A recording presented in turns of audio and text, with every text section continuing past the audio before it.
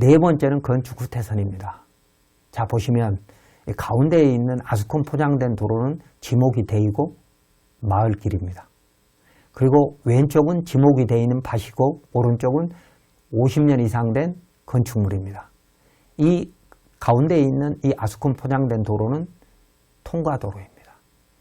너비는 2m가 채 안 됩니다만 이 길이 위에 있는 산을 따라서 약 100m 이상 연결되면서 계속해서 오른쪽으로 왼쪽은 산이니까 안 되고 오른쪽으로 다른 건축법 지정 도로와 연결이 되어 있기 때문에 이 길은 막다른 도로라면, 그러니까 마지막 집이 막다른 도로라면 6m로 확장이 돼야 되나, 막다른 도로가 아니고 통과도로이기 때문에 4m만 확장하면 됩니다. 그래서 이 기존 도로의 중앙선으로부터 좌우가 2m씩 후퇴를 해서 건축선을 정해야 되기 때문에 우리는 건축 후퇴선이라고 하고, 오른쪽 오래된 건축물이 다시 개축을 하거나 왼쪽에 지목이 되어 있는 곳에 건축허가를 넣으려면 중심선에서부터 2m씩 각각 후퇴해서 설계를 해야 된다는 겁니다. 건축법 46조를 읽어보면 이리 되어 있습니다. 도로와 접한 부분에 건축물을 건축할 수 있는 선은 대지와 도로 경계선으로 한다. 다만 2조 1항 11호에 따른 소요 너비에 못 미치는 너비의 도로인 경우에는 그 중심선으로부터 그 소요 너비의 2분의 1 수평 거리만큼 물러난 선을 건축선으로 하되, 그 도로 반대쪽에 경사지, 하천, 철도, 선로부지 그 밖에 이와 유사한 것이 있는 경우에는 그 경사지 등이 있는 쪽의 도로 경계선에서 소요 너비에 해당하는 수평 거리의 선을 건축선으로 하며, 도로 모퉁이에는 대통령령으로 정하는 선을 건축선으로 한다. 이 법조문은 뭐 여러분 전문가니까 다 아시니까 빨리 읽고요. 그림으로 다시 한번 설명하도록 하겠습니다. 자, 좌우 왼쪽에는 건축물이 있는데 그 가운데 도로 폭이 2m의 도로가 있다. 그런데 이게 통과도로다.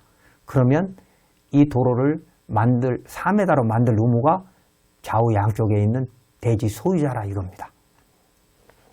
그래서 양쪽으로 1m씩 양보를 하게 되는데, 이 양보를 하는 선은 이 후퇴 면적은 대지 면적에 포함되지 않기 때문에 이렇게 통과도로가 2m인 상태의 대지를 구입할 때는 유의하셔야 합니다. 그러니까 이런 조금 중소도시는 큰 문제가 없으나 대도시에는 이런 땅 한 평에 1,000만 원, 2,000만 원 하는 곳도 있거든요. 물론 5,000만 원짜리도 있죠. 그래서 만약에 후퇴선 면적이 몇 평 된다 그러면 몇 천에 몇 억 되는 손해를 볼 수도 있습니다. 왜? 대지 면적에 포함되지 못하기 때문에 건폐율 용적률에 넣을 수도 없고, 그렇다고 해서 당장 지자체장이 보상을 해주는 것도 아니거든요. 그래서 건축 후퇴선 부분은 우리가 토지를 매입할 때 굉장히 중요하게 봐야 될 것입니다. 그리고 왼쪽에 경사지와 하천 등이 있어서 도로 확장이 안 되면 오른쪽 대지가 전부 다 후퇴를 해야 됩니다. 그래서 졸지에 2m가 현재 경계로부터 후퇴해야 되는 상황이 벌어질 수도 있습니다. 그래서 왼쪽이 경사지이거나 하천 등이 있어서 경관이 좋을 것 같아서 오른쪽에 대지를 구입할 때에도 건축 후퇴선으로 생기는 위험을 충분히 검토한 후에 구입을 해야 된다는 것입니다. 그리고 이 그림은 왼쪽에는 도로폭 6m 도로가 있고 하단부에 오른쪽으로 도로폭 7m가 있는 이 코나 각지입니다. 코나 각지의 대지는 굉장히 좋아 보이지만 여기에 신축을 하거나 개축을 하려고 하면 이 파란색의 삼각형 도로 모퉁이 후퇴선이 적용되게 됩니다. 그럼 이 후퇴선 하는 면적은 그만큼 손해를 보게 되는데, 건축법에서는 6m 이상의 도로가 7m로 이렇게 연결되는 삼거리나 사거리에서는 그 자동차 통행의 시야 확보, 그러니까 시거 확보를 위해서 후퇴하도록 그렇게 돼 있습니다, 법에. 자, 건축 후퇴선을 적용한 사례를 한번 보도록 하겠습니다. 건축법 46조에 건축 후퇴선 적용한 사례를 보면, 자, 이 도시계획 도면입니다. 가운데 153-1번지가 있죠. 1번지는 도시계획 도로에 의해서 파란색 부분, 하늘색 부분으로 나누어지고 오른쪽에 진한 노란색으로 있는 것이 원래의 153번지, 1번지. 여기에는 153번지, 1번지 전체의 건축물이 있는데 개축을 하기 위해서는 도시계획 수도를 도로를 빼야 되니까 대지 면적이 당연히 안 들어가죠. 건축물이 이제 더 작게 줄어들 수밖에 없는 거죠.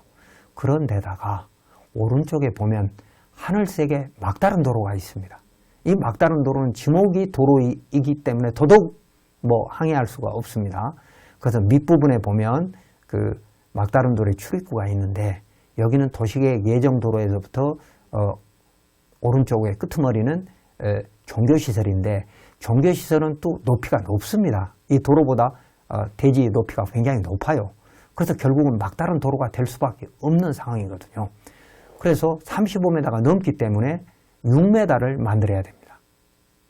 그렇다면 153-1번지와 153번지에 있는 이 대지는 개축을 하려고 하면 도시계획시설 도로로 빠지고 막다른 도로에서 건축 후퇴가 되기 때문에 굉장한 손해가 생기게 됩니다.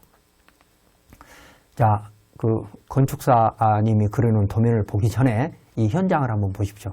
이 밑에서 위로 올라가는 것이 지금 도시계획 예정도로가 있는 선이고 오른쪽에 있는 골목길이 이 건축 후퇴선이 적용돼야 되는 건축물이 도로입니다. 이제 그 건축 설계사님이 그려놓은 그 설계 도면을 보면 153-1번지와 153번지는 그 빨간색은 도시계획 도로니까 그 부분은 빠져야 하고 그 다음에 노란 선은 지적도에 있는 대지 경계선입니다. 그러니까 153번지 내에 그 필지의 경계선이죠. 그리고 오른쪽에 있는 파란 선은 건축선 후퇴되는 선입니다. 건축 후퇴선. 35m 이상이 되기 때문에 굉장히 많은 토지가 양보를 해야 되는 상황입니다. 그래서 도면을 보기 좋게 돌려놓고 보면 153-1번지는 밑부분 7m 도시계획 도로에 접해서 후퇴를 해야 하고 뒷부분, 윗부분은 6m 너비로 후퇴를 해야 됩니다. 그래서 35m 막다른 도로에 걸려있는 이 대지는 앞뒤로 굉장히 많은 양보를 한 상태에서 건물을 지을 수밖에 없습니다. 아까 말씀드렸듯이 평당 몇백만 원, 몇천만 원 한 땅이면 이 대지 구입하는 데 상당히 신중해야 할 겁니다. 그런데 오른쪽 153번지는 도시계획 시설 도로로 후퇴할 수밖에 없는 그런 면적도 있지만 뒤에 있는 후퇴선을 보면 굉장히 많습니다. 그 막다른 도로에 접해서 그러다 보니까 153번지 이런 경우에는 상당히 억울한 상황이 벌어질 수도 있겠죠. 자, 1교시 건축법 도로를 정리하면서 건축법 도로란 무엇인가, 그리고 접도 의무, 그리고 45조에 의한 도로 지정 관리 의무, 그리고 건축선 후퇴에 대해서 살펴봤습니다. 여러분은 전문가이니까 이 건축법 도로가 뭔지를 정확히 알고 그 부분을 빼내고 나면 이제 맹지만 남게 됩니다. 현황 도로 중에도 건축법 도로가 아니면서도 건축허가 가능한 도로가 있다고 제가 강의를 시작하면서 말씀드렸죠. 다음 시간에는 이제 그런 부분들을 공부하기 위해서 건축허가 때 진입도로에 대한 법조문을 한번 정리를 해보면 건축법 44조의 대지와 도로 관계, 접도 의무가 44조에 있으니까 그 접도 의무에 대한 법 규정을 정확하게 보면서 그 44조 예외를 한번 살펴보실 필요가 있고요. 1호 2호에 있었지 않습니까? 해당 건축물 출입에 지장이 없다거나 뭐 이런 것들이 있었고, 그 다음에 이제 2조는 도로 정의입니다. 건축법 2조 1항 11호에 있는 가목의 법정도로와 남목의 지정도로를 정확히 이해하셔야 할 거고, 그 다음에 45조 남목의 지정도로는 45조에 의해서 이해관계인의 동의를 받아서 지정이 돼야 되고, 지정이 된 것은 도로관리대장에 올라가야 된다라고 돼 있는데, 올라가 있는 것은 문제가 없지만 올라가 있지 않은 배타적 사용수익권이 제한된 것은 어떻게 할 거냐 하는 문제이고, 그 다음에 이제 46조 건축선의 지정, 건축선은 건축 후퇴선이죠. 이런 부분은 뭐 여러분이 많이 해보셨으니까 걱정 안 되실 거지만, 그 다음에 이제 47조의 건축선, 그리고 건축법 3조에 가보면 비도시 면적은 건축법 44조에서부터 47조를 적용하지 않는다고 되어 있습니다. 그럼 이것은 어떡합니까? 적용하지 않는 것은 결국 개발행위 허가의 진입로를 공부해야 되거든요. 그 다음에 이제 5조의 비도시 읍동지역은 적용을 완화할 수 있다라고 되어 있는데, 이건 이제 심의를 통해서 이제 완화하게 되죠. 그랬을 때 3조의 그 비도시 미연지역은 개발행위 허가나 또는 산지 전용 허가의 도로 기준도 우리는 공부할 필요가 있게 되는 거죠. 자, 두 번째 시간에는 맹지에 대한 설명이 있으니까 그 이전에 오늘 맹지에 대한 올바른 이해를 조금 더 설명드리고 마치고자 합니다. 첫 번째, 지적도의 지목이 도로에 접하지 않으면 맹지라고 일반인들은 생각을 하고 있고 또 허가권자도 그리 생각할 수 있습니다. 그러니까 토지이용계획 확인서나 종합증명도면에 나와 있는 지목이 도로인 건축법 도로에 접하지 않으면 맹지다 라고 생각하기 쉬운데 그렇지는 않습니다.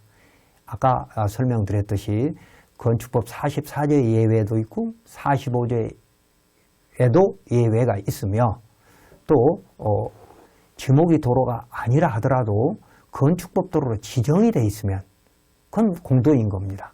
그래서 맹지가 아닌 겁니다. 다음 시간에 자세히 설명하겠습니다. 그리고 두 번째, 타인 소유 도로를 진입로로 해서 건축허가를 받으려면 모두 사용승낙이 필요하다. 이렇게 알고 있는데 그렇지 않습니다. 사용승낙이 필요 없는 도로도 의외로 많이 있다는 것이죠. 그런데 사용승낙이 필요 없는 도로냐 필요한 도로냐에 대한 판단을 대법원이 구체적으로 몇 가지만 규정을 한 후에 그 판단은 허가권자인 지자체장이 종합적이고 여러 가지 정황을 종합적으로 재량적으로 판단하라고 했기 때문에 허가권자는 판단 안 하려고 합니다. 혹시라도 그것 때문에 민원이 생기면 여러 가지 불리한 상황이 벌어지니까 건축법 도로만 건축허가를 해줄 수 있다라고 설명을 한다는 거죠. 그것을 우리가 이제 어떻게 전문가 입장에서 허가권자를 설득할 것인가? 왜냐하면 건축법 도로가 아니라고 해서 건축허가를 불허하면 결국 어디로 갑니까? 그 허가 신청자는 법원으로 가죠. 법원은 배타적 사용 수익권이 제한된 것이라면 또는 해당 건축물의 출입에 지장이 없다라고 하면 허가해줘라 라고 불허가 처분 취소 상결을 하게 되거든요. 그러면 꼼짝없이 다시 허가권자는 허가를 해야 됩니다. 자, 이런 불편한 일들이 벌어지면 되겠습니까? 허가권자가 공부해서 대법원에서 허가를 해줘도 된다라고 하는 건축법 44조의 예외 조항이나 아니면 배타적 사용수익권이 제한됐다라고 대법원에서 말하고 있는 것들은 사용승낙 없이도 허가를 해줘야 하거든요. 허가를 해주지 않으면 결국 국민만 괴로운데 국민을 괴롭히면 되겠습니까? 그런데 지금 국토부나 지자체가 명확하게 그런 예외를 정리하지 않고 있기 때문에 많은 주민들이 고통을 받고 있는 겁니다. 그래서 건축법 지정도로가 아닌 현황도로는 건축허가를 받을 수 없다라고 허가권자는 말하고 있는데 그렇지 않다는 것이죠. 그래서 다음 시간에는 이 현황도로, 건축법 도로, 지정도로가 아니면서도 건축허가를 받을 수 있는 현황도로도 의외로 많습니다. 공부해 보도록 하겠습니다. 그 다음에 네 번째는 비도시 지역에서 전원주택을 지을 때 진입로 소유자가 동의가 반드시 필요하다라고 얘기하는 그렇지 않습니다. 동의가 필요한 게 원칙이죠. 나무 땅을 내가 진입로로 사용하려면 동의를 받아야 되는 것이 원칙이죠. 그러나 예외도 대법원에서는 여러 가지를 판결하고 있습니다. 그 다음에 다섯 번째, 사유인 도로는 그 소유자가 보행할 수 있는 공간, 그러니까 한 75cm 정도 공간만 남기면 임의로 막을 수 있다라고 이렇게 해석을 할 수도 있는데 그렇지 않습니다.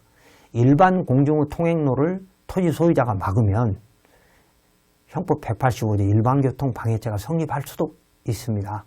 그래서 소유자라 하더라도 함부로 막을 수 없는 겁니다. 다만 일반 공중의 통행로라고 하는 부분은 명확하게 우리 법률 전문가를 통해서 확인을 해야 되는 것이죠. 그래서 사유인 현황도로는 소유자라도 임의로 막을 수 없다는 것입니다. 자, 지금까지 건축법 도로에 대해서 공부했고 다음 시간에는 맹지에 대해서 공부하도록 하겠습니다.